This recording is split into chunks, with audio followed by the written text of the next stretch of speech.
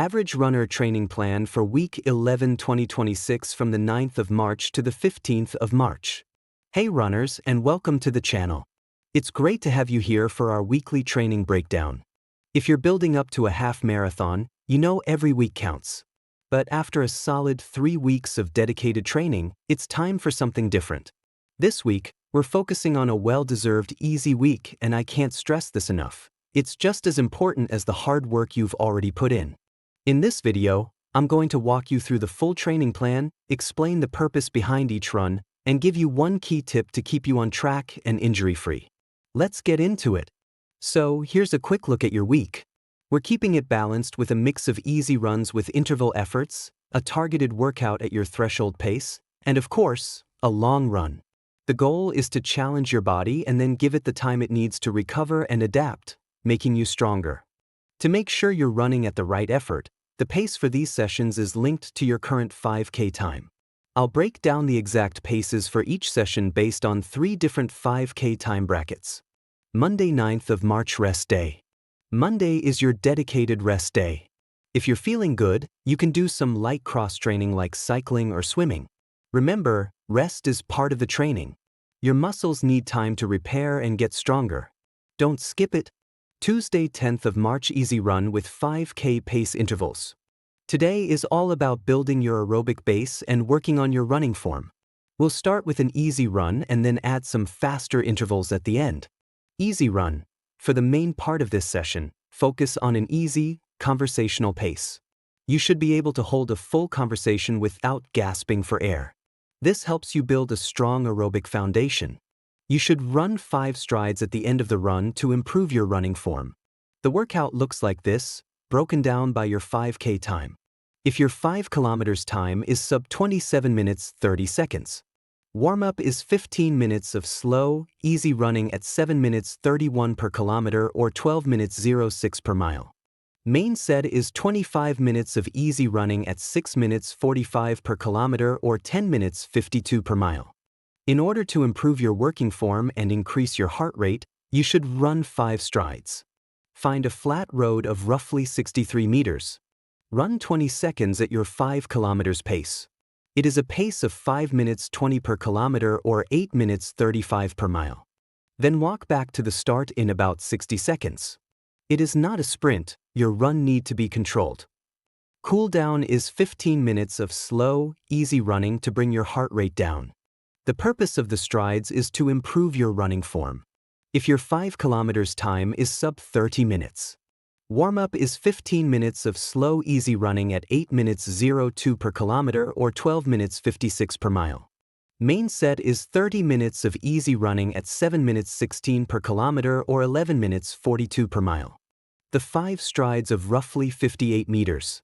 Run 20 seconds at your 5 kilometers pace at 5 minutes 45 per kilometer or 9 minutes 15 per mile. Then walk back to the start in about 60 seconds. Cool down is 15 minutes of slow, easy running to bring your heart rate down. If your 5 kilometers time is sub 25 minutes. Warm-up is 15 minutes of slow, easy running at 6 minutes 54 per kilometer or 11 minutes 06 per mile. Main set is 20 minutes of easy running at 6 minutes 11 per kilometer or 9 minutes 57 per mile. The 5 strides of roughly 69 meters. Run 20 seconds at your 5 kilometers pace at 4 minutes 50 per kilometer or 7 minutes 47 per mile. Then walk back to the start in about 60 seconds. Cool down is 15 minutes of slow, easy running to bring your heart rate down. Refuel, rehydrate after this session. Prioritize a mix of carbohydrates and protein within 60 minutes of finishing to replenish your energy stores and repair muscle tissue. Don't forget to rehydrate with electrolytes to replace the fluids and minerals lost during those high-intensity intervals. If you find this video helpful, please hit that like button and subscribe to the channel so you don't miss next week's training plan. Wednesday 11th of March Active Recovery. This is your active recovery day. I suggest a 20-minute cross-training session like cycling, swimming, or a short strength and conditioning workout at the gym. This helps you recover without putting stress on your running muscles. Thursday 12th of March The Threshold Session. This is the most important session of the week. Threshold running is about improving your body's ability to handle harder efforts. The goal is to push your lactate threshold so you can run faster for longer on race day. During this run, you should be able to speak in short, broken sentences, but not hold a full conversation. The workout is structured as 3 sets of 3 minutes at threshold pace, with a short 1-minute recovery in between. The workout looks like this, broken down by your 5K time. If your 5 kilometers time is sub 27 minutes 30 seconds. Warm-up is 15 minutes of slow, easy running at 7 minutes 31 per kilometer or 12 minutes 06 per mile. Main set is 18 minutes of easy running at 6 minutes 45 per kilometer or 10 minutes 52 per mile. Followed by 3 sets of 3 minutes at threshold pace 5 minutes 48 per kilometer or 9 minutes 20 per mile. You should cover about 0.5 kilometers or 0.3 miles in 3 minutes. Followed by 1 minute of easy recovery at 6 minutes 45 per kilometer or 10 minutes 52 per mile. Cool down is 15 minutes of slow, easy running. If your 5 kilometers time is sub 30 minutes. Warm-up is 15 minutes of slow, easy running at 8 minutes 02 per kilometer or 12 minutes 56 per mile. Main set is 23 minutes of easy running at 7 minutes 16 per kilometer or 11 minutes 42 per mile. Followed by 3 sets of 3 minutes at threshold pace 6 minutes 14 per kilometer or 10 minutes 02 per mile. You should cover about 0.5 kilometers or 0.3 miles in 3 minutes. Followed by 1 minute easy recovery at 7 minutes 16 seconds per kilometer or 11 minutes 42 seconds per mile. Cool down is 15 minutes of slow, easy running. If your 5 kilometers time is sub 25 minutes. Warm-up is 15 minutes of slow, easy running at 6 minutes 54 per kilometer or 11 minutes 06 per mile. Main set is 13 minutes of easy running at 6 minutes 11 per kilometer or 9 minutes 57 per mile. Followed by 3 sets of 3 minutes at threshold pace 5 minutes 19 per kilometer or 8 minutes 33 per mile. You should cover about 0.6 kilometers or 0.4 miles in 3 minutes. Followed by 1 minute easy recovery at 6 minutes 11 per kilometer or 9 minutes 57 per mile.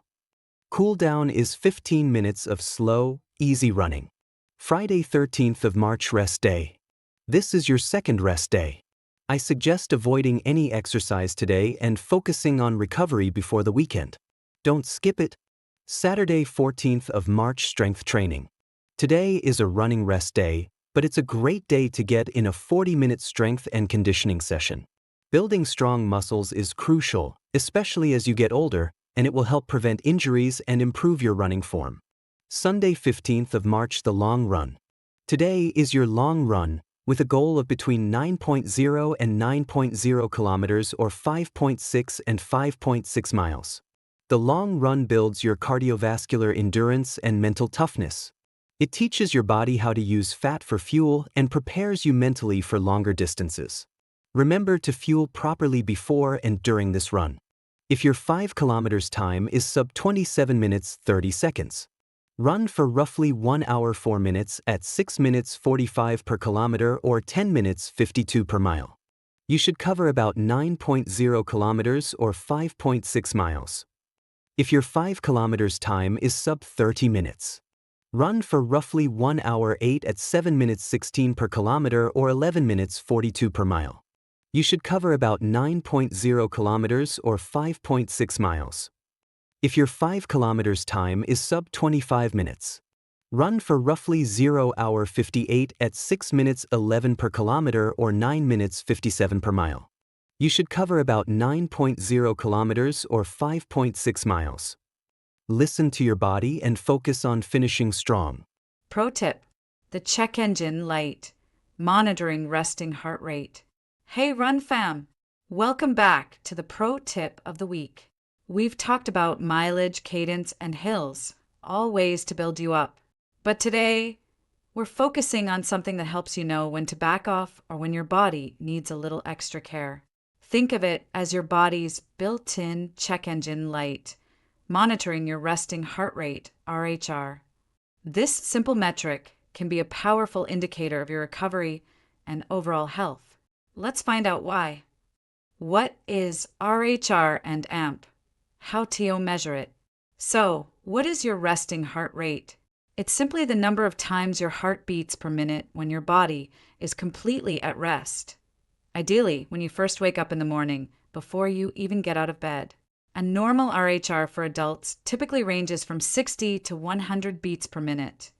But for fit athletes, it can be much lower, even into the 40s or 50s. How do you measure it? Many running watches with optical heart rate sensors can do it automatically overnight or first thing in the morning. Otherwise, you can manually check it. Place 2 fingers on your wrist or neck. Count the beats for 30 seconds and multiply by 2. Do this for several mornings to get your baseline average. Why RHR is your check engine light.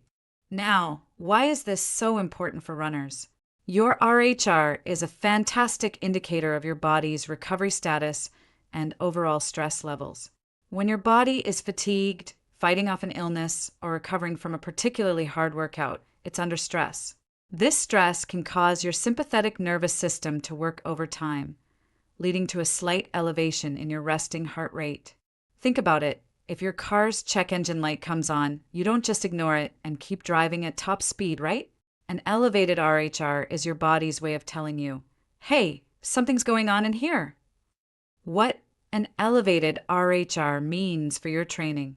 So, what's an elevated RHR? Generally, if your RHR is consistently 5 to 10 beats per minute higher than your established baseline for a few mornings, it's a strong signal.